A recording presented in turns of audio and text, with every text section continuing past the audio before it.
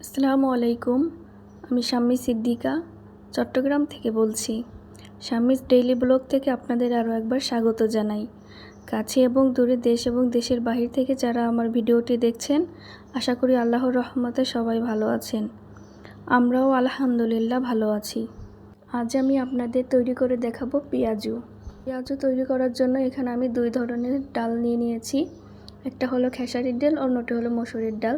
তো আমি এখানে খেসারির ডাল একটু বেশি নিয়েছি আর মসুরের ডাল একটু কম নিয়েছি, কারণ মসুরের ডাল যদি বেশি নেওয়া হয় তাহলে কিন্তু পেঁয়াজু খেতে ভালো লাগে না। এখন আমি এখানে কিছু পানি দিয়ে এটাকে 3 ঘন্টা থেকে 4 ঘন্টা ভিজিয়ে রাখবো। তারপর আমি পেঁয়াজুর জন্য প্রসেসিং করব। পেঁয়াজুর জন্য দুই ধরনের ডাল নিলে কিন্তু পেঁয়াজুর স্বাদটা অন্যরকম হয়, এজন্য আমি দুই ধরনের ডাল নিয়ে নিয়েছি। এখন আমি ডালগুলোকে খুব সুন্দর করে ব্লেন্ড করে নেব। ব্লেন্ড করা হয়ে গেলে এখানে আমি প্রসেসিংয়ে চলে যাব। এখানে আমি আদা আর রসুন নিয়ে নিয়েছি, 1 ফালি আদা আর রসুন নিয়ে নিয়েছি। এখানে আদার 4 ভাগের 1 ভাগ হলো রসুন নিয়ে নিয়েছি। এখানে আমি কিছু কুচি করা পেঁয়াজ, কুচি করা মরিচ আর হলো আদা রসুনের পেস্ট, এখানে শুকনো মরিচের গুঁড়া নিয়ে নিয়েছি। এখন আমি দিয়ে দিচ্ছি হলুদ, জিরার গুঁড়া, স্বাদ মতো লবণ, আর নিয়ে নিয়েছি 1 চামচ চালের গুঁড়া। তো চালের গুঁড়াটা নিয়েছি এখানে পেঁয়াজগুলো মুচমুচে করার জন্য। আপনারা চালের গুঁড়া নেবেন মুচমুচে করার জন্য, কিন্তু পরিমাণে কম দিবেন, কারণ বেশি হয়ে গেলে কিন্তু পেঁয়াজগুলো একটু বেশি শক্ত হয়ে যায়, শক্ত হলে ভালো লাগে না। এখন আমি সব উপকরণগুলো খুব ভালোভাবে কষলিয়ে নিচ্ছি, কারণ পেঁয়াজের থেকে যে পানিটা বের হবে এটাই কিন্তু খুব সুস্বাদু করবে পেঁয়াজটাকে, এজন্য আমি খুব সুন্দর করে কষলিয়ে নিলাম। এখন আমি ডালের যে পেস্ট করেছিলাম ব্লেন্ডারে সেটা দিয়ে দিলাম। এখন দিয়ে খুব ভালোভাবে মিশিয়ে নিতে হবে। ভালোভাবে মিশিয়ে নেওয়াটাও কিন্তু পেঁয়াজের স্বাদ নির্ভর করে, এজন্য আপনারা খুব ভালোভাবে উপকরণগুলো ডালের সঙ্গে মিশিয়ে নেবেন। আর ডালটা ব্লেন্ডারে আমি খুব সামান্য পরিমাণে ব্লেন্ড করেছি, কারণ একটু আস্তে আস্তে না থাকলে কিন্তু পেঁয়াজগুলো স্বাদ লাগে না।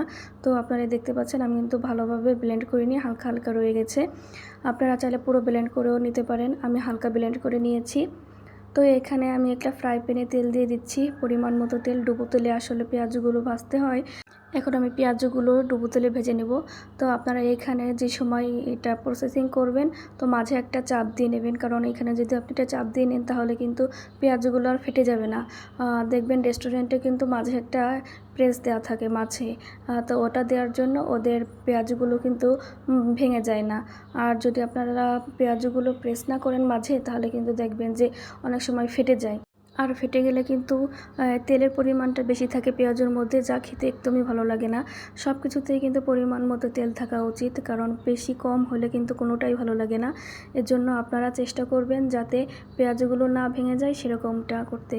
তো আমার এক সাইডে হালকা কালার এসছে, আমি এটা উল্টিয়ে দেবো, কারণ আমি 2বার উল্টাবো, এর জন্য একটু কম কালার আসার সঙ্গে সঙ্গেই আমি উল্টিয়ে দিলাম। বেশি তেল দিয়ে ভাজলে কিন্তু অনেক সময় দেখবেন যে পেঁয়াজুর মাঝে একটা ফাটা দাগ আসে।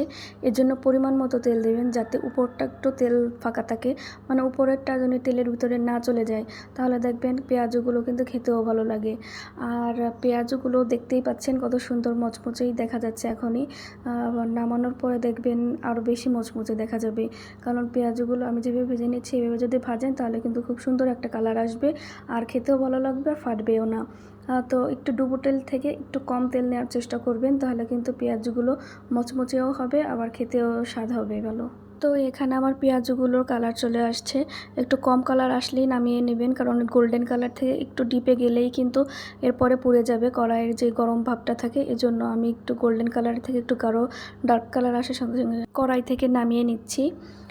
তো এখানে আমার কাজ শেষ, আমি এখন নামিয়ে নিয়ে পরিবেশন করার পালায় চলে যাব। তো এখন আমার পরিবেশনের পালা। এই তো পরিবেশন করলাম, আপনারা দেখতেই পাচ্ছেন কতটা সুন্দর একটা কালার আসছে, শেপটাও খুব সুন্দর আসছে, বেশি বড়ও না বেশি ছোটও না। কতটা ক্রিস্পি হয়েছে আমি একটা ভেঙে দেখাচ্ছি আপনাদেরকে। এই যে দেখুন কতটা ক্রিস্পি হয়েছে, আর খেতেও কিন্তু খুব সুস্বাদু হয়েছে। তো এরকম সুস্বাদু পেঁয়াজু তৈরি করার জন্য আমার রেসিপিটি ফলো করেন। তো আজকের ভিডিওটি এই পর্যন্তই। যদি ভিডিওটি ভালো লেগে থাকে প্লিজ একটি লাইক দিবেন, ফলো করবেন, আর ইউটিউব চ্যানেলটি সাবস্ক্রাইব করে আসবেন। সবাই সুস্থ থাকবেন, ভালো থাকবেন, আমাদের জন্য দোয়া করবেন। আজকের ভিডিওটি এই পর্যন্ত। সবাইকে আল্লাহ হাফেজ, আসসালামু আলাইকুম।